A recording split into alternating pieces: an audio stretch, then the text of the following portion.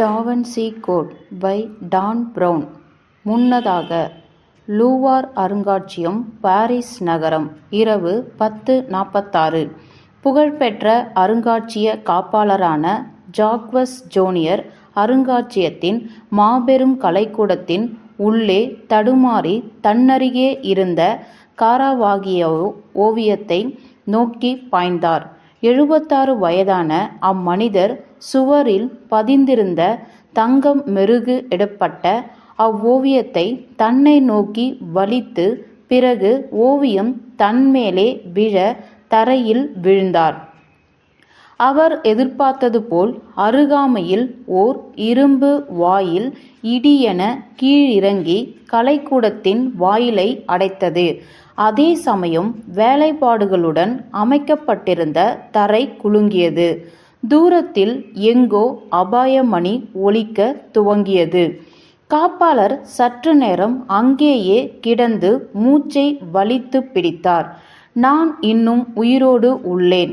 அவர் ஓவியத்தின் அடியில் இருந்து வெளியில் தவழ்ந்து குகை போன்ற அவ்விடத்தில் ஒளிவதற்கு ஏதேனும் இடம் இருக்கிறதா என பார்த்தார். அவர் அருகே உறைய வைக்கும் குரலொன்று ஒலித்தது. அசையாதே. முட்டிக்கால் போட்டு கைகளை தரையில் வைத்திருந்த காப்பாளர் உறைந்து போய் தலையை மெதுவாக திருப்பினார். 15 அடிக்கு அப்பால் மூடப்பட்ட வாயிலுக்கு வெளியே அவரின் மேல் தாக்குதல் தொடுத்த மலை போன்ற கரிய நிழலுருவம் கம்பிகளுக்கு பின் நின்றிருந்தது. அவன் அகலமாகவும் உயரமாகவும் பிசாசை போல் வெளுத்த தோலும் மெலிதான வெள்ளை கேசமும் கொண்டிருந்தான். அவன் இமைகள் ஆழ்ந்த ரோஜா வண்ணம் கொண்டிருக்க, கண் பாப்பாக்களோ ஆழ்மிக சிவப்பாக இருந்தன. வெண்குஷ்டத்தால் பாதிக்கப்பட்ட அவன் தன் கோட்டினுள் இருந்த துப்பாக்கியை உருவி கம்பி இடைவேளி வழியாக காப்பாளரை குறிப்பார்த்தான். எங்கேயும் ஓடக்கூடாது. அவன் உச்சரிப்பை வைத்து எந்நாட்டவன் என கணிப்பதில் சிரமமாய் இருந்தது. இப்போது சொல், அது எங்கே உள்ளது? நான் முன்னமே சொல்லிவிட்டேன். காப்பாளர் கலைக்கூடத்தின் தரையில் முட்டி போட்டு அமர்ந்த நிலையில் பாதுகாப்பு ஏதுமின்றி திக்கி திணறினார். நீ எதை பற்றி பேசுகிறாய் என்பதே எனக்கு தெரியாது. பொய் சொல்கிறாய். அம்மனிதன் வெறித்து பார்த்தான். அவன் உடல் சலனமேதுமின்றி இருக்க, பேய்த்தனமான கண்கள் மட்டுமே அசைந்தன. உங்களுக்கு சொந்தமில்லாத ஒன்றை நீயும் உன் உடன்பிறப்பும் தோழர்களும் வைத்திருக்கிறீர்கள். காப்பாளரின் உடலில் அட்ரினல் திரவம் சுரக்க ஆயத்தமானது. இவன் எப்படி அந்த விஷயத்தை அறிந்து கொண்டான்? இன்றிரவு அது அதன் நிஜமான உரிமையாளர்களிடம் சேர்ந்துவிடும். அது எங்கே ஒளித்து வைக்கப்பட்டிருக்கிறது என நீ சொன்னால் உயிர் வாழ்வாய். அம்மனிதன் துப்பாக்கியை காப்பாளரின் தலைக்கு குறிவைத்தான். நீ உயிர் விடுவதற்கு அதென்ன அவ்வளவு பெரிய ரகசியமா? சோனியரால் மூச்சை கூட விட முடியவில்லை. அம்மனிதர் தலையை ஒரு புறமாக சாய்த்து கம்பி இடைவேளி வழியாக துப்பாக்கியை நீட்டினான்.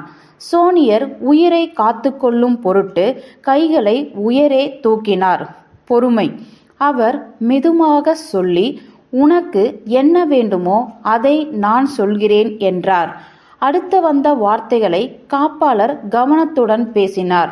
அவ்வார்த்தைகள் யாவும் சுத்தம் பொய்யாகும். அவ்வாறு முன்னமே பன்முறையாக சொல்லி பார்த்திருக்கிறார். ஒவ்வொரு முறையும் அவற்றை பயன்படுத்தவே கூடாது என கடவுளிடம் வேண்டிக் கொண்டிருந்தார். காப்பாளர் பேச்சை பேசி முடித்ததும் அக்கொலைக்காரன் அற்பத்தனமாக சிரித்தான். ஆம், இதைதான் மற்றவர்களும் கூறினர். சோனியர் பின்னுக்காய் நகர்ந்தார். மற்றவர்கள்? அந்த மலையளவு மனிதன் கேலியாக சொன்னான். அவர்களையும் கண்டுபிடித்து விட்டேன். மொத்தம் 3 நபர்கள். நீ சொன்னதையே அவர்களும் சொன்னார்கள். இருக்க முடியாது.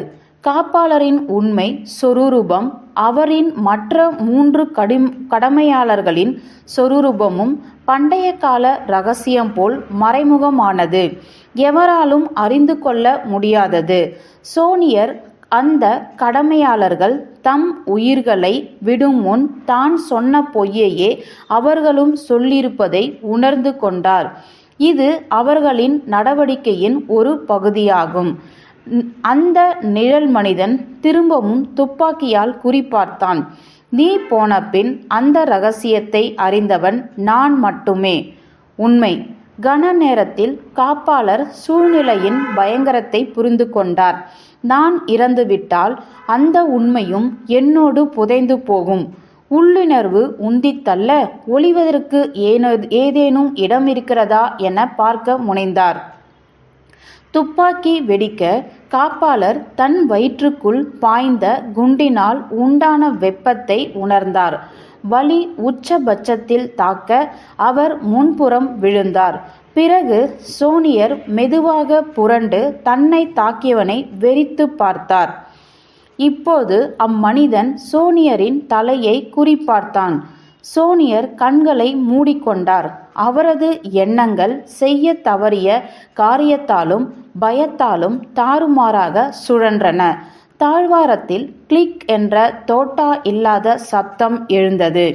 காப்பாளர் சட்டென கண்களை திறந்தார். அம்மனிதன் வியப்படைந்து துப்பாக்கியை நோக்கினான். பின் 2வது முறையாக துப்பாக்கியை இயக்கினான். ஆனால் அது கிளிக் என்றது. பின்னர் சோனியரின் போராட்டத்தை நக்கலாக அதே சமயம் அமைதியாகவும் பார்த்த அம்மனிதன் சொன்னான், இங்கே எனது வேலை முடிந்துவிட்டது. காப்பாளர் தலை குனிந்து வெள்ளை லினன் சட்டையினுள்ளே குண்டு துளைத்த துளையை கண்டார். மார்பு எலும்புக்கு சற்றே கீழே இரத்தத்தின் போக்கு வட்டமாக இருந்தது. என்னுடைய வயிறு சற்று குரூரமான தோட்டா இதயத்தை தவறவிட்டிருந்தது. அல்ஜீரியா பிரெஞ்சு போரின் நிகழ்வுகளை நன்கு கண்டிருந்த அவர் மரணத்திற்கு முன் நிகழும் போக்குகளை உணர்ந்திருந்தார்.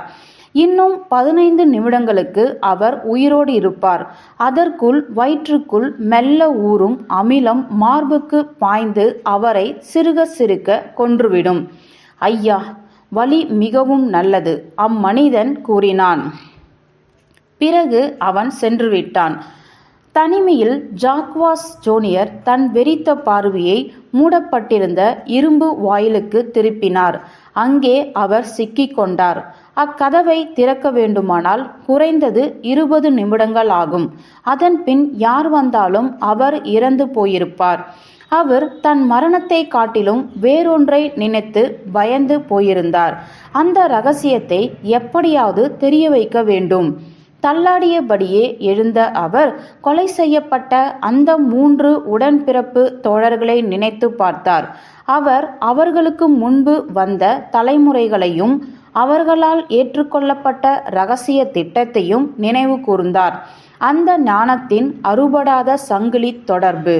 எல்லா முன்னெச்சரிக்கைகளையும் இரகசிய வழிமுறைகளையும் மீறி இப்பொழுது அந்த சக்தி வாய்ந்த இரகசியத்தை வைத்திருக்கும் ஒரே நபர் ஜாக்வாஸ் ஜூனியர் மட்டுமே. நடுங்கியபடி தன் கால்களை ஊன்றி எழுந்து கொண்டார். நான் ஒரு வழி கண்டுபிடிக்க வேண்டும். அவர் அந்த மாபெரும் கலைக்கூடத்தின் உள்ளே மாட்டிக்கொண்டுள்ளார். அவர் அந்த இரகசிய விளக்கை ஒரே ஒரு நபரிடம்தான் தர முடியும். சோனியர் செழிப்பான சிறைச்சாலையின் சுவர்களை வெறித்தார். உலகின் மாபெரும் ஓவியங்கள் எல்லாம் பழைய நண்பர்களைப் போல அவரை நோக்கி சிரித்து கொண்டிருந்தன. உடல் வேதனையை பட்டவர்த்தனமாக காட்டியபடி அவர் தன் முழு வல்லமையை பயன்படுத்தினார். தன் வாழ்வில் தனக்கு